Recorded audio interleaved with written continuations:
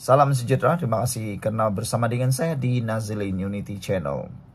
Barulah kita tahu, rupa-rupanya ada cobaan untuk memboikot Hari Kebangsaan. Ada cobaan pihak yang betul-betul tidak mempunyai nilai patriotisme. Mereka hanya punya nilai untuk merampas, merosakkan kerajaan ini. Mereka tak sabar lagi untuk berkuasa. Mereka sanggup lakukan apa saja. Walaupun sudah Ketua Duli Yang Maha Mulia di Pertuan Agong menyatakan bahwa kalau nak berpolitik tunggu pilihan raya. Kalau nak berpolitik tunggu pilihan raya. Tapi ada juga pihak-pihak tertentu nih yang betul-betul gairah untuk mahu merampas kuasa. Yang aku terhairan-hairan, apa sebenarnya yang menyebabkan mereka nih tak sabar-sabar nak merampas kuasa, nak dapat kuasa? Adakah sesuatu yang mereka takut dan cuma sembunyikan? Entahlah. Tapi yang pastinya di Malaysia Gazette mengumumkan sambutan meriah cubaan boikot Hari Kebangsaan ternyata gagal. Gerakan untuk memboikot Hari Kebangsaan kali ke-68 tahun ini boleh dikatakan gagal apabila sambutan ulang tahun kemerdekaan negara mendapat sambutan menggalakkan dengan kehadiran orang ramai sejak malam semalam. Tinjauan Malaysia Gazette seawal 2.30 pagi tadi mendapati orang ramai berpusu-pusu memenuhi tempat duduk yang disediakan. Malah mereka sanggup bersengkang mata sehingga program itu bermula pukul 7 pagi tadi. Bagi Siti Fatimah Baharan, 52 tahun, kehadirannya ke sambutan Hari Kebangsaan 2025 kerana semangat patriotisme dan sebagai tanda menghargai jasa dan pengorbanan pejuang kemerdekaan terdahulu. Sebelum kita teruskan ulasan kali ini, jangan lupa tinggalkan komen Anda dengan tanda pagar Kami Sayang Malaysia. Tapi sebelum itu izinkan dulu saya untuk berkongsi kepada Anda semua. Ini berita baik untuk Anda semua. Terapi imun Transofecta Folite. Ini ialah terapi imun Transofecta Folite. Terapi imun yang mengajar, mendidik, dan menyeimbangkan imun badan kita sehingga 400%. Secara umum dan ringkasnya, apabila imun badan kita lemah, apabila imun badan kita jadi bodoh, apabila imun badan kita tidak bertindak dengan kuat dan seimbang, kita tidak sembuh daripada semua jenis penyakit. Bahkan imun badan yang bodoh menyerang diri kita sendiri. Tetapi terapi imun ini mengajar, mendidik, dan menguatkan imun badan kita. Selain itu menyeimbangkan imun badan kita. Apabila imun badan kita kuat, seimbang, dan bijaksana, ia akan bertindak. Mengenal mana satu lawan, mana satu kawan dalam tubuh badan kita. Lalu imun badan itulah yang menghapuskan akar penyakit yang bertapak dalam tubuh badan kita. Lalu kita sembuh. Cepat dapatkan produk yang hebat ini melalui nombor telepon saya yang tertera. Ingat, produk ini lulus KKM, halal dan diperakui oleh dokter-dokter di seluruh dunia. Jika Anda sudah berdoa bertahun-tahun untuk masalah kesehatan Anda, mungkin ini jawaban masalah kesehatan Anda itu. Saudara-saudara sekalian, menurut seorang lagi yang hadir di dalam sambutan kemerdekaan ini, kita kena semaikan semangat patriotik kepada semua lapisan masyarakat, dari anak kecil hingga dewasa, supaya mereka berbangga. Jadi anak Malaysia sentiasa bersemangat patriotik, kata beliau. Kita kena bersyukur kerana negara kita aman dan damai. Tak lupa juga jasa-jasa orang terdahulu yang bawa kemerdekaan kepada Malaysia, katanya lagi.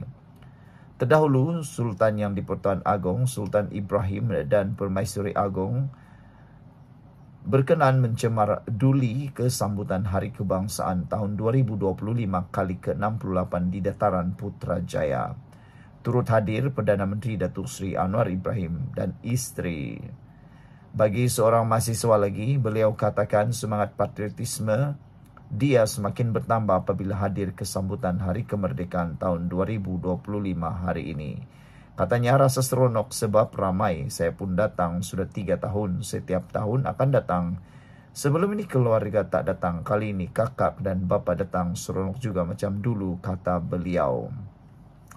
Sekian untuk kali ini. Jangan lupa tinggalkan komen Anda dengan tanda pagar Kami Sayang Malaysia. Dan Ada lagi yang menyatakan bahwa kita kena bertolak ansur perkara utama. Bila kita ada kesefahaman, kita boleh hidup dengan aman.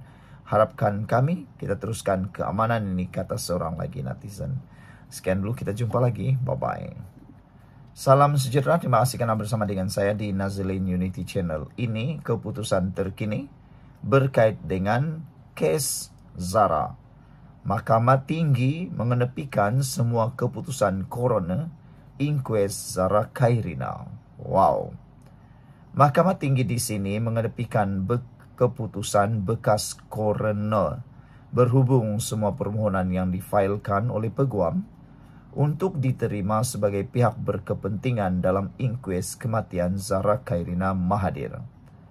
Bagaimanapun, Hakim Datuk Duncan Sikodol berkata, pihak-pihak terbabit bebas untuk memfailkan semula permohonan mereka di hadapan Coroner baharu esok. Segala perintah yang dibuat berkaitan sebarang permohonan dalam inquest tersebut diketepikan.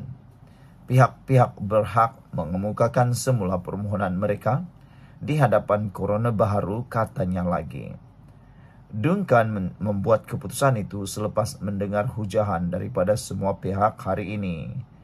Keputusan tersebut susulan semakan kehakiman yang difailkan oleh pasukan peguam keluarga Zara dan Persatuan Undang-Undang Sabah SLS terhadap keputusan Mahkamah Coroner pada 28 Ogos yang antara lain membenarkan peguam mewakili remaja terbabit diterima sebagai pihak berkepentingan dalam inquest. Sebelum kita teruskan ulasan kali ini, jangan lupa tinggalkan komen Anda dengan tanda pagar "Kami sayang Zara". Sebelum itu, izinkan saya perkenalkan dulu, ini terapi imun Transfer Factor for Life. Terapi imun yang meningkatkan daya imun badan kita sehingga 400%. Secara umum dan ringkasnya, kita kena penyakit karena imun badan kita yang lemah. Kita juga kena masalah penyakit apabila imun badan kita bertindak tidak seimbang, mengganas dalam badan kita sendiri, lalu menyerang diri kita sendiri.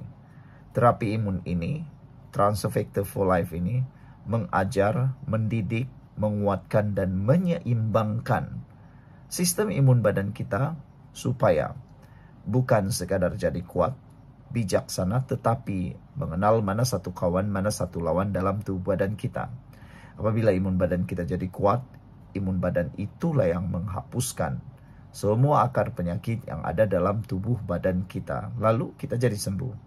Cepat dapatkan produk yang hebat ini melalui nomor telepon saya yang tertera. Produk ini lulus KKM, halal, dan diperakui oleh dokter-dokter di seluruh dunia. Kalau Anda sudah berdoa selama ini untuk sembuh daripada masalah kesihatan Anda, mungkin ini jalan yang Tuhan tunjuk kepada Anda semua. Saudara-saudara sekalian, sebelum itu, Coroner telah pun tarik diri.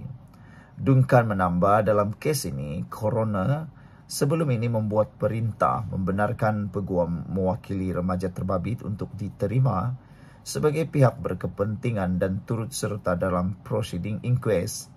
Tidak lama selepas itu, beliau menarik diri atas alasan mempunyai kepentingan pribadi dalam perkara tersebut. Setelah beliau berpendapat tidak dapat meneruskan kes, adalah tidak wajar untuk beliau memutuskan isu substantif yang sepatutnya diserahkan kepada pertimbangan Coroner baharu. Jika tidak, ia seolah-olah membuat keputusan bagi pihak Coroner yang akan mengambil alih, sekaligus menjejaskan prinsip ketidakberpihakan, katanya. Dalam prosiding hari ini, mahkamah juga menolak bantahan awal yang dikemukakan oleh Timbalan Pendakwa Raya terhadap SLS. Duncan berkata, walaupun SLS hadir dalam inquest ini sebagai pemerhati, dengan peranan terhad kepada pemerhati prosiding, dan jika diminta membuat bantuan kepada mahkamah, Seksyen 323 Kanun Tata Cara Jenayah memberi kuasa kepada Mahkamah Tinggi untuk memanggil dan meneliti rekod mana-mana prosiding di mahkamah bawahan bagi memastikan ketepatan, kesahan, dan atau kewajaran sesuatu dapatan, hukuman atau perintah, serta kesahihan prosiding persidangan tersebut. Bidang kuasa penyelidikan ini boleh dilaksanakan walaupun asas inisiatif mahkamah sendiri. Dalam konteks itu, mana-mana pihak boleh membawa isu kepada perhatian mahkamah untuk dipertimbangkan, kata laporan itu. Sekian untuk kali ini. Jangan lupa tinggalkan komen Anda. Sila tekan butang subscribe. Bye-bye.